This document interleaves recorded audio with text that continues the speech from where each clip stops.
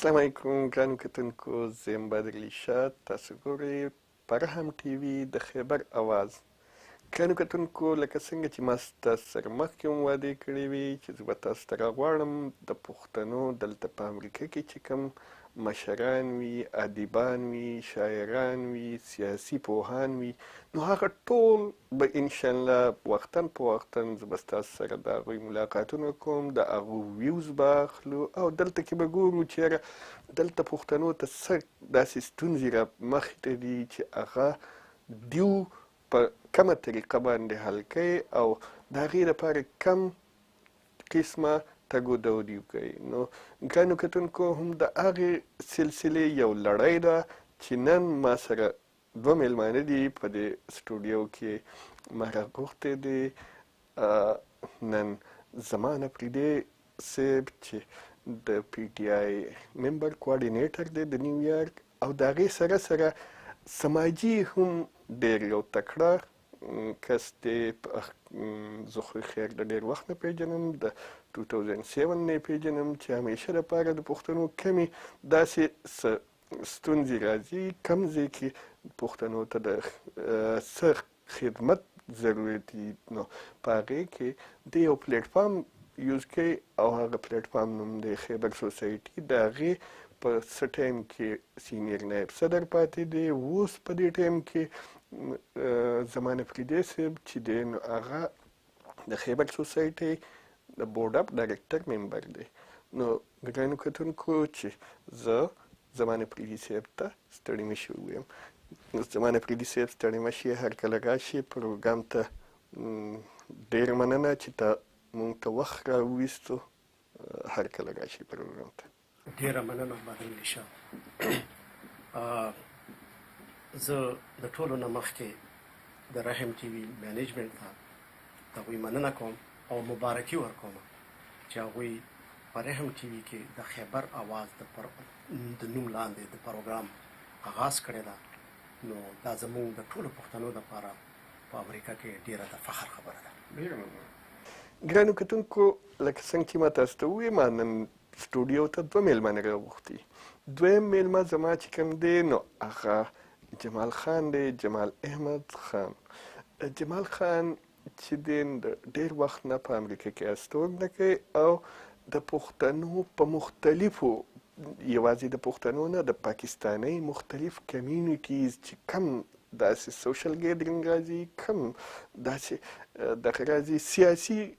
هلې ځلې هم کوي چې په سیاسي انټروډکشن یې درته زه وکړم. نو د عوامي نیشنل پارټۍ د امریکا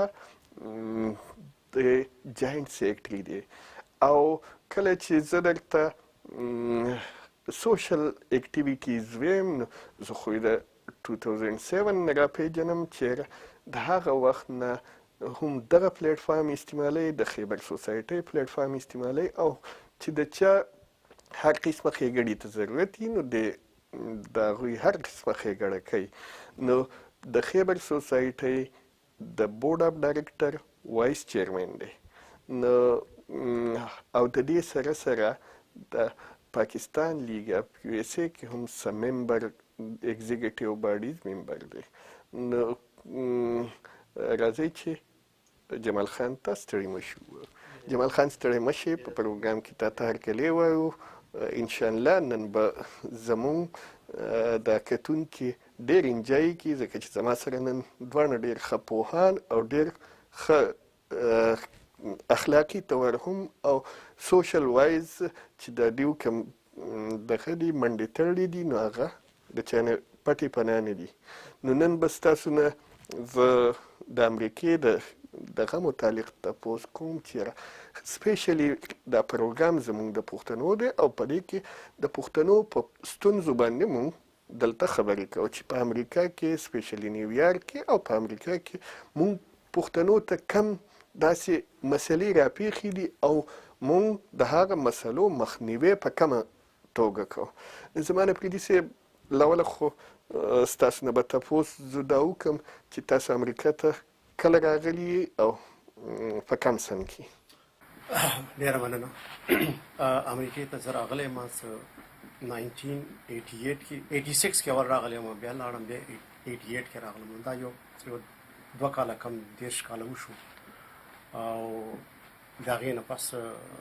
خپل ګزران مونږ دلته شروع کړی او ذریعه معاش مونږ دلته په دې ځمکه باندې خپل یو مقصد ګرځولی ده او دلته کېږو.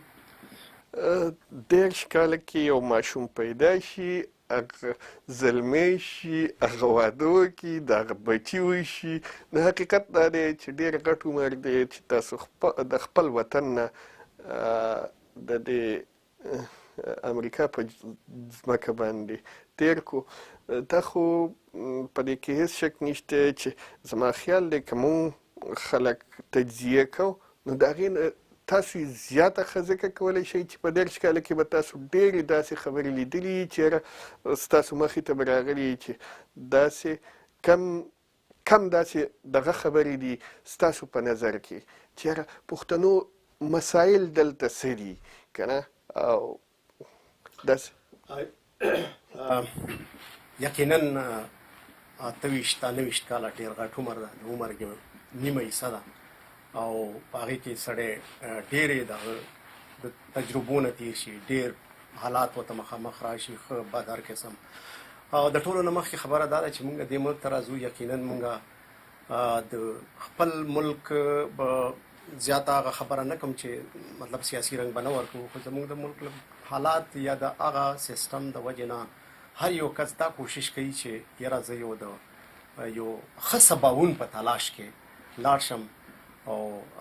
د خپل فیملی یا د خپل اقرباو مدد وکم په مالی توګه باندې. نو عمقه نظریې سره زه هم دلته راغلی یم، د تېرو کم 10 کالو نه دلته یم. دې ملک ته اولنۍ مسله چې کوم پښتانه یا هر څومره چې کوم د وطن پرېښودونکي دي نو هغوی ته اولنۍ مسله چې راپېښېږي نو د هغه د دې ځای قانوني طور باندې د دې ځای د ایسارېدو یا د اوسېدو یو مسله وي چې هغه قانوني حیثیت هغه ته میلاو شي، کاغذونه چې موږ ته وایي ډاکومنټس هغه په لاس راشي نو دی بیا چې دا په هغه باندې بیا د هغه ته د جاب اپرچونیټي میلاو شي، په هغه حواله بیا هغه جاب هم هغه پیدا کولی شي او کولی شي. نو دا اولنۍ مسله ده. جمال خانه رور ستانه دا تپوس کومه چې ستاسو هم نه په دې امریکا کې وخوشو او زه په 1991 کې راغلی یم. 1991 کې اجي او بالکل هم دغه شي زمان صاحب چې کوم موږ هم په دغه ټاکل کې راوتلي یو چې هلته کې سهار څه چې راغلي د مزدورۍ او دغه لپاره او دغه وخت نه رادیو خلک یې مزدوري او خپل بزنس کوي اوس لګیا وخت. جمال خان د روزګار پوښتنه به درنه وکړم، څه روزګار کوئ دلته کې؟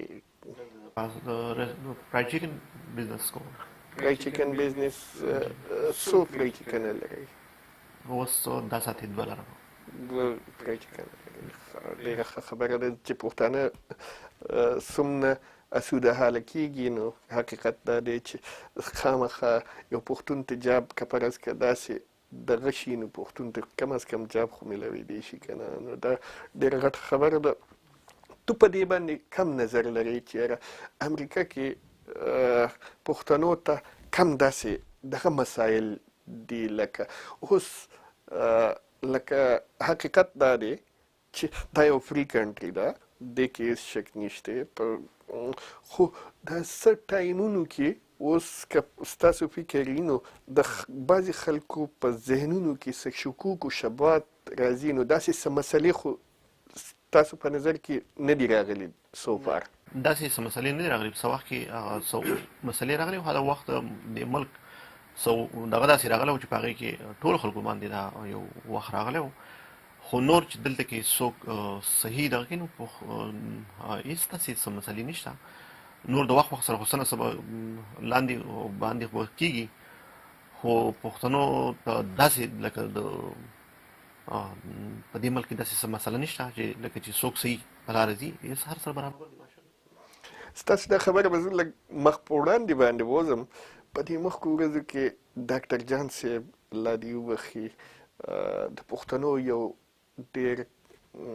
دغه مشر و چې وړاندې سړی و 1958 کې وړاندې ډاکټر و چې هغه دلته راغلی و. د هغه یو سپیچ ما اورېدو چې یاره امریکا داسې یو ملک دی چې ته په دې کې سټیټ ځې نو اوباما هم تا ته لاس نشي رااچولی، او که فرض که الیګل څه کار دې وکړو نو داسې یو ملک دی چې اوباما دې بیا خلاصولی هم نشي. د کیس شک نشته. دا خبره خو دې سره دې زه اګري یم، ځکه چې دا په دې ملک کې چې کله ته سیده چلیږي نو یو ویل ګو اپ، او که فرض که داسې حالات جوړ کړي ځان ته په خپله باندې نو زما خیال دی هغه ډېر سړی سر د لاندې راغورځوي. زما نفریدي صاحب دغه لکه ستاسو په انټروډکشنل دغه کې مونږ د پی ټي آی دغه هم وکړو چې هغه تاسو ممبر کوارډینیټر یې سیاسي تنظیم سره. نو لکه ډېره بخښنه غواړم ګرانو کتونکو، ما غاړه خرابه ده، نو که فرض که کله نه کله دا ټوخی پکې وشي نو ستاسو نه بخښنه غواړم. نو ما پوښتنه کوله چې ستاسو په دغې لړ کې لکه د ده کار څه ده، ممبر کوارډینیټر کار څه؟ زبردست سوال دی وکړو بهادر ریشا. د پاکستان تحریک انصاف یو داسې تنظیمي یو هغه دا طریقه کار ده چې په هغې کې په هر دغه فارن چپټرز درته وایي چې په یورپ کې، کاناډا یا په امریکا کې. نو په امریکا کې چې ته کله ممبرشپ والی د پاکستان تحریک انصاف، نو بیا دوی تا ته وایي چې ته به ممبر کوارډینیټر په دې ټایم دوی ورته شرایط دا ایښي چې تاسو 20 ممبران جوړ کړئ. چې 20 ممبران جوړ کړئ نو بیا دوی د پاکستان تحریک انصاف چې کوم د ویب سایټ ده په هغې بیا ستا نامه راشي لکه رجسټر وي چې یاره دا فلانې ممبر کوارډینیټر د نیویارک نه. نو زه په هغه ټایټل باندې لکه ما ممبرز جوړ کړي دي، مطلب دا چې پریکټیکل هم کوو، نو هغه ماته دا ایم سی هغه راکړی شوی و، ټایټل راکړی شوی. لکه دا بل یو تنظیم دی پاکستان کې ANC، نو هغې لکه چې کله څوک 15 ممبران جوړ کړي نو هغه د تحصیل کونسلر شي، داسې چې 10 کتابه ډک کړي نو هغه د ضلعې کونسلر شي، داسې چې ممبر کوارډینیټر دی. نو که فرض که چا په دې کې به داسې څه کسان هم وي که نه چې هغوی به سل او یا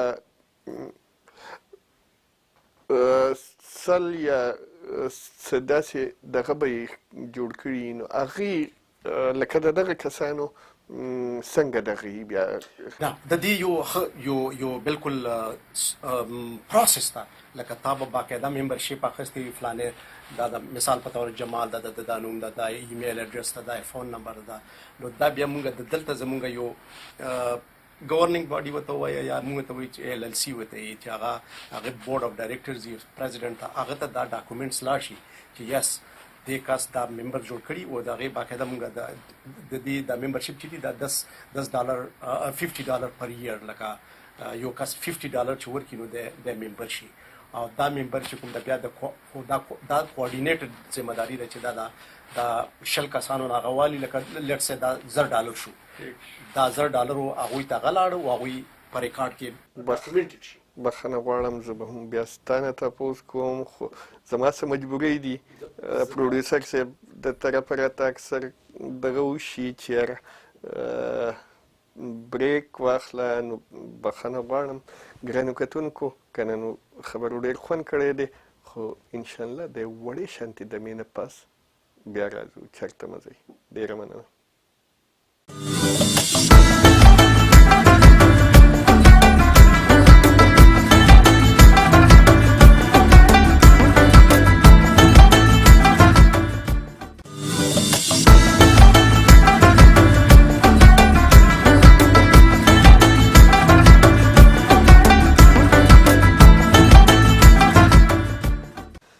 ګرانو کتونکو یو ځل بیا تاسو ته په پروګرام کې هرکلی وایم او ستړي مه شئ وایم. ګرانو کتونکو لکه څنګه چې ما تاسو ته مخکې وویل چې ما سره دوه میلمانه دي، زما نفریدی او جمال خان. نو جمال خان ستاسو په د انټروډکشن کې ما یو خبره دغه کړه چې تاسو دلته کې د خیبر سوسایټۍ د بورډ اف ډایرکټر وایس چیرمن هم یې. نو خیبر سوسایټي څه ده او څه کوي؟ یعنی خیبر سوسایټي بدرشاه صاحب خو د ډېر وخت نه ده،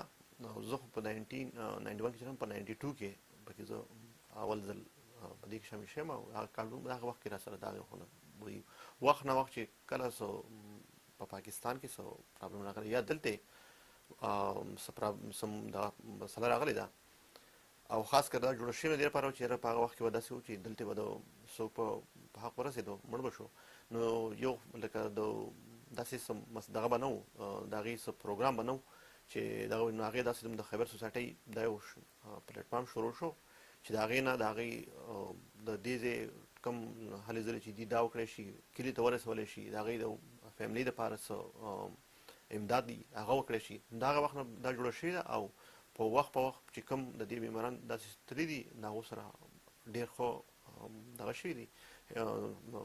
د هغو کوم چې حق و هغو ته رسېدلی دی بلکل.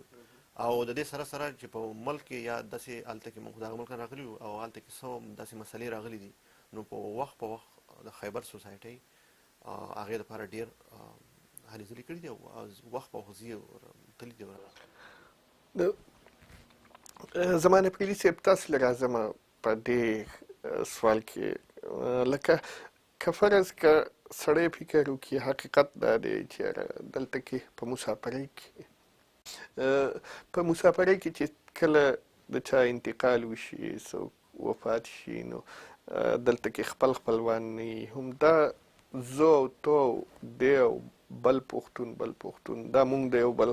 بلکل خپل یو او بیا چې کله تنظیمي دغه شي نو هغه بیا نور هم ذمهواريان په تنظیم باندې راشي. نو داسې څه اهم څه شیزونه پښتنو ته راغلي دي او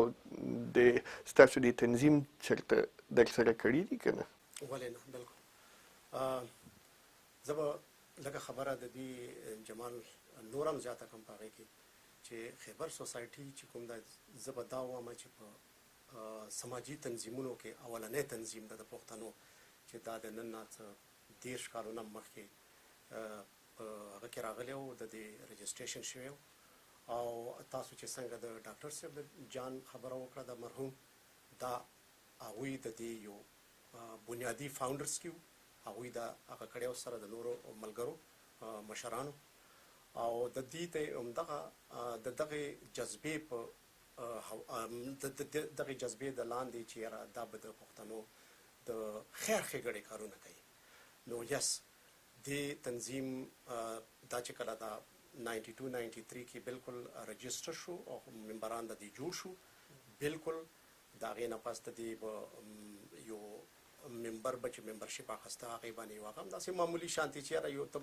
ممبر یې او سبا خدا نخواسته دلته په دومره دیار غیر کې سړی اوسېږي، هر قسم ته حالات راځي نو هغه به ستا ته به دا د دې هغه بینیفټ یا د دې هغه سیله به میلاویږي. نو په هغه کې مونږ د دې تنظیم لاندې د پښتنو په دې ځای کې یا په خپله سیمه کې چې کړي دي هغه به زه تا ته یو څو وګڼم. مونږ په خپله چې کله په 2008 کې زلزله یو په هغه کې په زیارت کوټه بلوچستان کې راغلی وه، هغې ته زه بنفس نفیس په خپله مونږ دلته چې ملګرو څومره هغه غونډه هغه کړې وه، چنده کړې وه، همالته تنظیمونو ته رسولی وو. بلکل واورې پرتې وې، روډ خراب و، ما روډ زه لاړم په اول ځل باندې دا ما ته اتفاق و چې زه لکه مخکې نه وم تللی وم، بیا هغه ما رسولې وې، هغه امانت ما رسولی و. همدغه شانتې په 2010 کې چې کوم یو ډېر خطرناک طوفان راغلی و، آسماني طوفان، بارانونه شوي وو، هغې دپاره مونږ هلته کې چې کوم NGOs وو چې هغه مونږ پېژندله پرسنلي، هغه ملګري چې چا به کار کول په فیلډ باندې، هغوی ته مونږ پیسې رسولې وې، هغوی د هغه ځای خلکو لال محمد تورو زمونږ دوست د مردان واغه ډیر اکټیو کار کول واغه ته مونږه پیسې ورلیکلې وي واغه چې څومره کې دی شو پاغه کیپاسټي کې هغه کړو او دغه شانتي نورم چې کله دا کتا سو ته یاد وي څنګه دا اپریشن شروع شو په سواد کې هغه کې یو 3 میلیون خلک بې کور شول هغه بیا دلته کې در په درو هغه د لپاره مونږ ډیره غټه چنده کړې و او څه ماخله سلويخت زرا تاسو په واچ هغه مونږه یو درې ذمہ دار چې پاره کې یو زو درې زغ په خپل او مونږه الته کې هغه په سخت ګرمۍ کې مونږه ولا په کیمپونو کې با کسانو ته تلو او مونږه به ایڈنټیفای کولو چې کومه یو فیملی د څونه ممبرانو ده هغه مناسبت سره مونږه وخت پیسې ورکړي ډیره ښه خبره ده خو زه راځم دلته کې جمال خان چې مونږ خو د کیس شک نشته لکه دا منو چې په پاکستان کې ډیر زیات ضرورت دی د کیس شک نشته خو د دې ځای پوښتنو لا آیا مونږ څه کوو لکه مونږ مین ستاسو د سماجي تنظیم چې کوم دی یا داسې نور د سماجي مشران چې کوم دي نو چې د دې ځای پوښتنو لا داسې صدقه ورته راځي یا ځکه چې نن مونږ څه خبرې داسې پیز کوو چې زمونږ دلته کې بچي پیدا شول لویږي او چې آیا د دغه بچو چې کله خپله ژبه دې ورکه کړه نو هغه پښتو ورکه کړه دې کې هېڅ شک نشته که فرض که مونږ کله چې پښتانه یو نو مسلمانان یو دې کې هېڅ شک نشته لکه پښتو او اسلام لازم ملزوم دی د څه کلچر وایز د الله کرم دی زمونږ په پښتو کې کلچر کې چې کوم دی نو هغه چې څه په اسلام کې دي هغه الریډي زمونږ سره په پښتو کې دي نو تاسو جمال خان داسې څه ښکاره څه دغه د سماجي مشرانو چې څه کړي دي داسې د پښتنو لپاره چې آیا د پښتنو د بچي دي سبا په سټریټ باندې نه وي سبا د لکه داسې کمیونټي سنټر یا خپل چېرته څه جومات د ټول د یو شانتي مسلمانان وي بخښنه غواړم خو کله چې زمونږ پاکستاني جوماتونو ته که سړی ورشي نو هلته کې چونکې په اردو کې سپیچز کېږي یا بنګالي جومات ته که ورشي نو په بنګالي کې سپیچ کېږي نو په دغه صورت کې بیا زما پښتون بچي له خو نه اردو ورځي ځکه چې دلته پیدا شوی او نه له بنګالي ورځي نو یا خود دی په انګریزي یا په پښتو پوهېږي نو داسې څه یعنې ستاسو دا خبره کوو خو دې نه خبره یو بل پاتې شو چې اول داسې چې دلته کې به کم زمونږ مړی یا داسې څه وشو زمونږ د کېناستو داسې یو ځای به نه و اول نول خو دا چې د پښتنو په نوم باندې یو جومات خو د الله تعالی د کور دی خو بیا هم د پښتنو په نوم باندې یو جومات جوړ شوی شو په هغې کې لکه د دعا دپاره داسې یو پروګرام جوړ شو اول دا ډېر ښه او دا ډېر ښه بل د ماشومانو نه مخکې بل ته د دې نه د دې زموږ د پښتنو یو لکه چې موږ ته یو بلډینګ وایو هر څه چې وایي زموږ د کېناستو لپاره یو ځای د هغې لپاره هم په دې د اختر په دې عید ملن پارټۍ کې چې کومه شو وه نو په هغې کې تقریبا 1,14,000 پلس شو نو هغه هم د دې دپاره دی چې د روان نسل چې دی د روان نسل چې دی د دې دپاره او اوس هم روان دي په کوم جومات چې د پښتنو په نوم باندې دا شوی دی په هغې کې ټول پکې دي خو خاص کر د پښتنو دپاره پکې یو داسې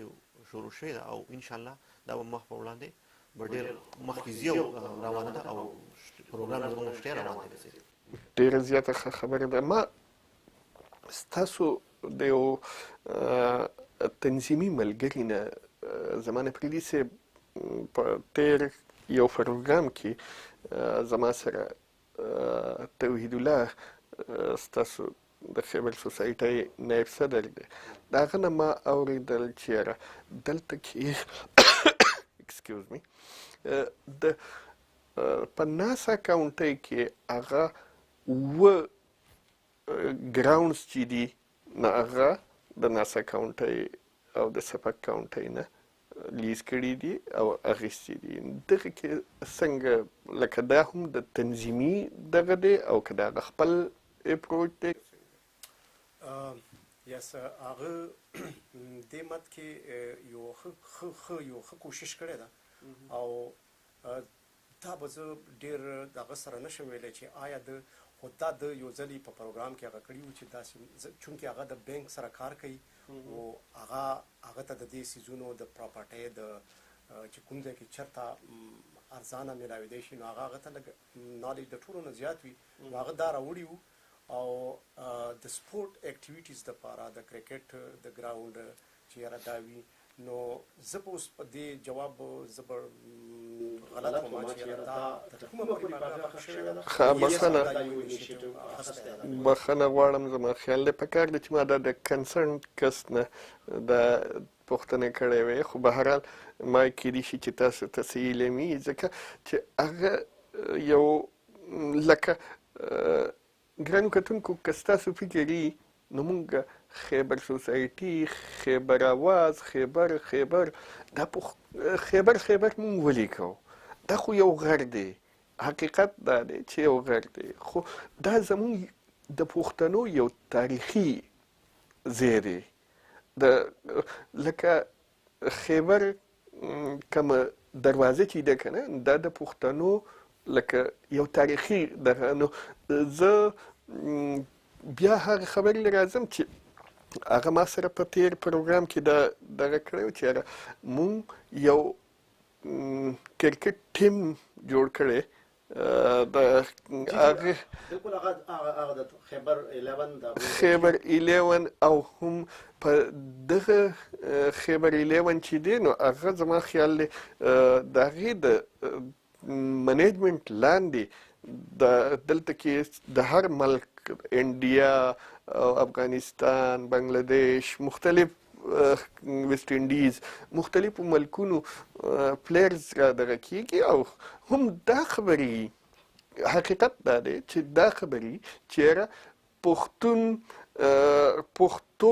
پښتونولي او د خپل کلچر او دا دغه کېدی شي په دې سره مخ په وړاندې بوی شي نو بخښنه غواړم ګرانو کتونکو یو ځل بیا هم هغه دغه کو چې یاره یو وړه شانتې دمه اخلم نو تاسو چېرته مو ځئ انشاءالله د دې ملګرو نه به نور ښکلي تپوسونه کوو او ډېره مننه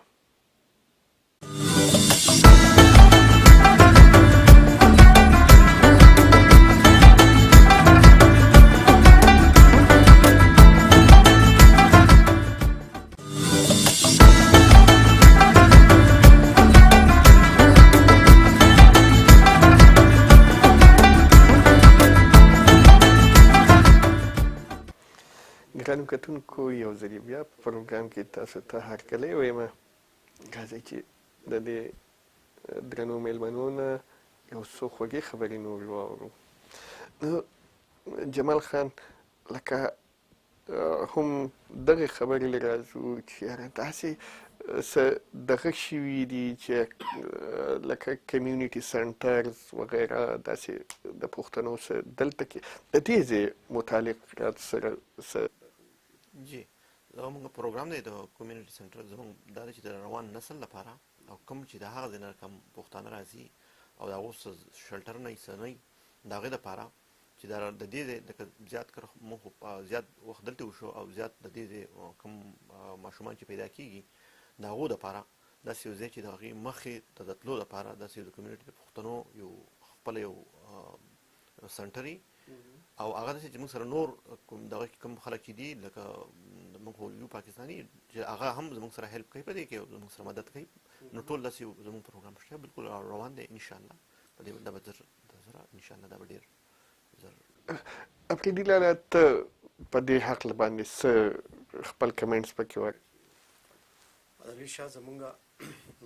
دې ملک کې چونکې زمونږ کوم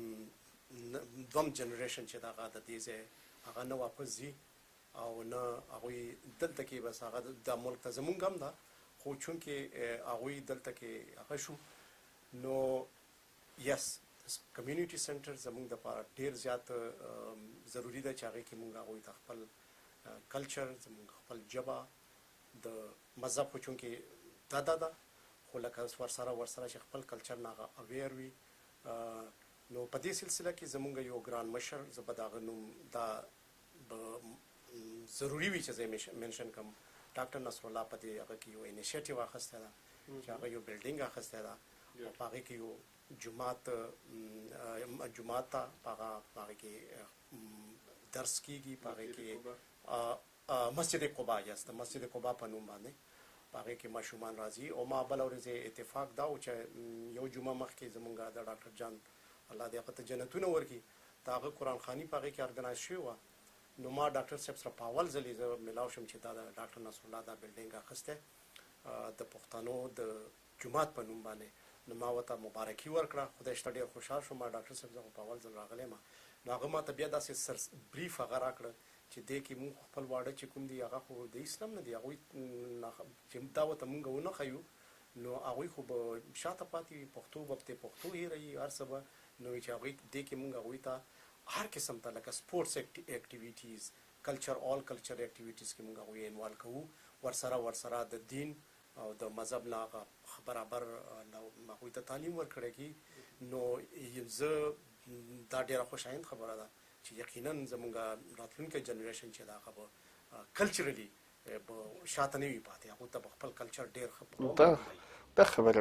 ډېره زیاته د خوند خبره ده حقیقت دا دی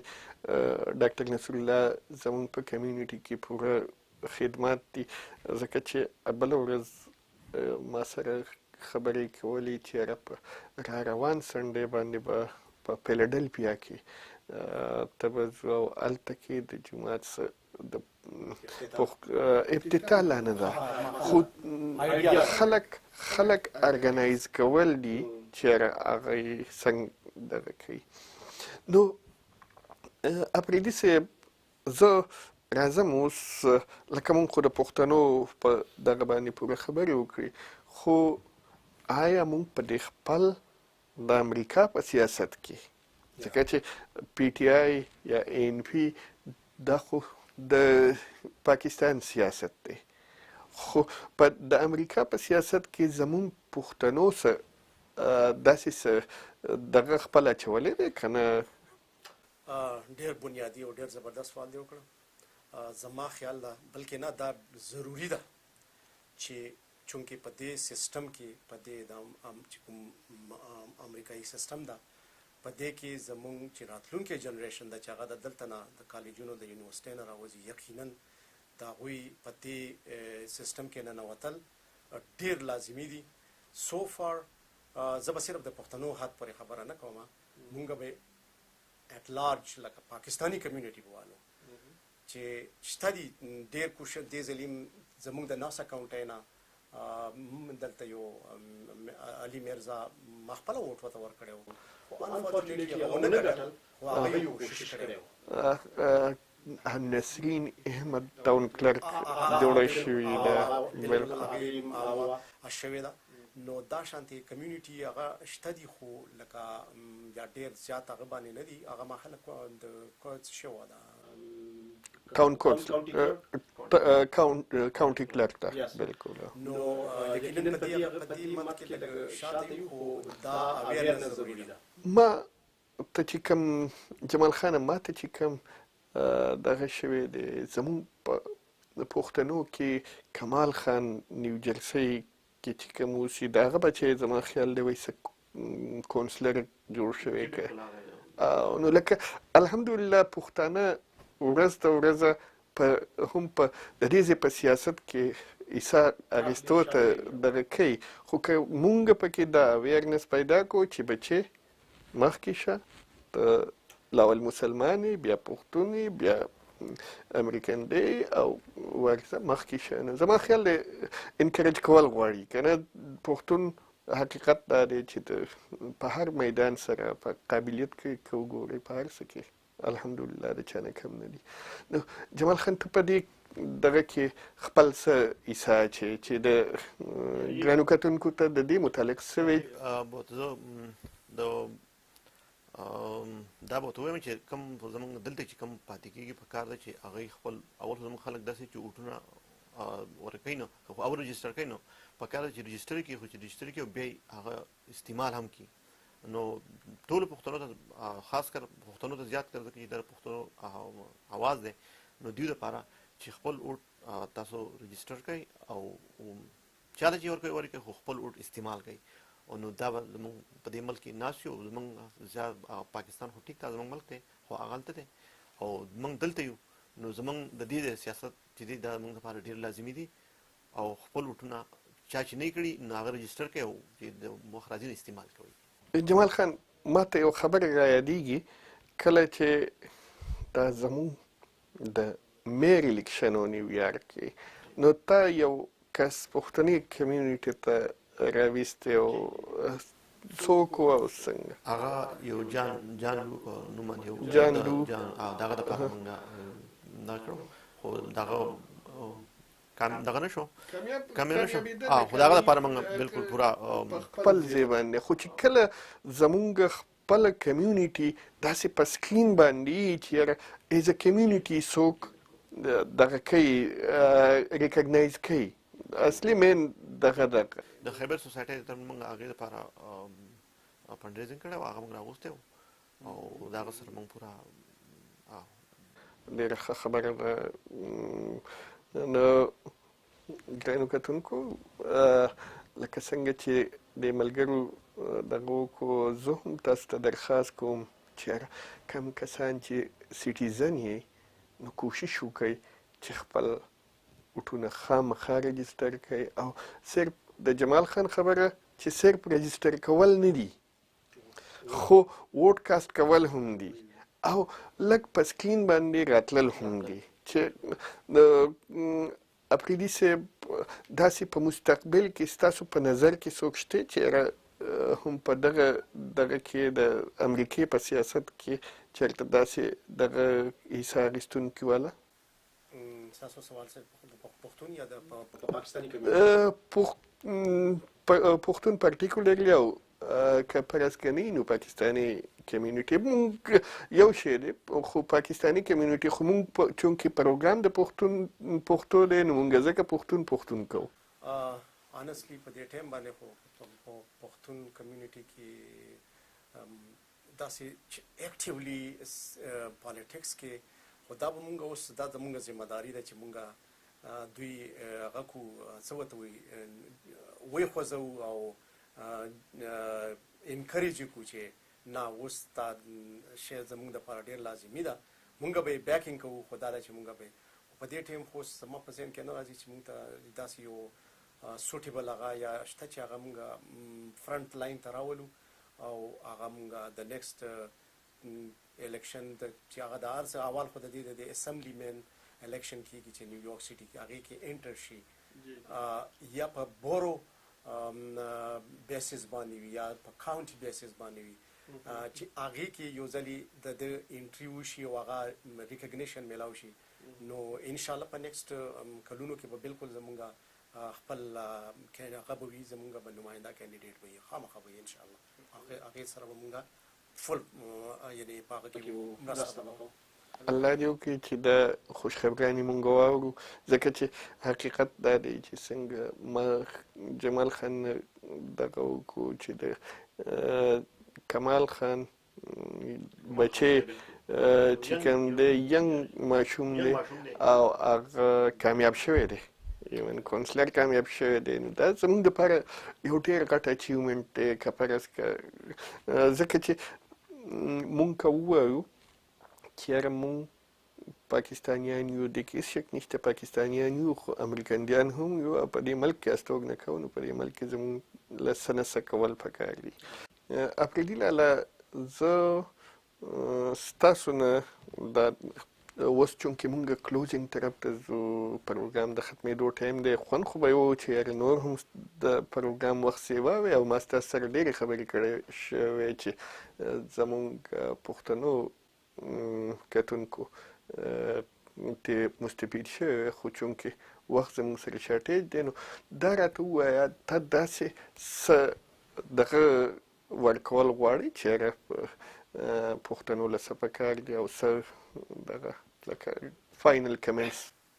مختصر میسج به دا ورکم چې کوم جنریشن ینګ جنریشن دلته کې سکول او کالج ته ځي په خپل سبق باندې کانسنټریشن سبق ووایي او خپل پښتونولي به نه هېروئ چې هر چېرته وئ نو پښتون به وئ او پاکستاني یې او مسلمانان یې نو د دغه او د دې په دې نظام باندې د دې نظام سره خپل ځان اټیچ ساتئ او خپل د خپلو مشرانو عزت کوئ په دومره به ووایم. جمال خان ته فاینل څه وړ زه فاینل زمان څخه ټولې خبرې ماشاءالله ټولې وکړلې. زه به بدایت کوم چې که زموږ په آپس کې هم څه داسې څوک خفایي یا دغې پوښتنه موږ راشي زموږ د اتفاق ضرورت دی په دې ملک کې موږ دلته یو او دلته به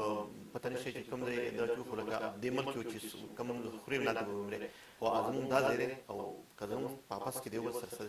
څوک خبره کوي راځي پاتې کوي او راشي د یو بل سره خوشحالۍ او په اتفاق باندې دا مخکې بوځي دا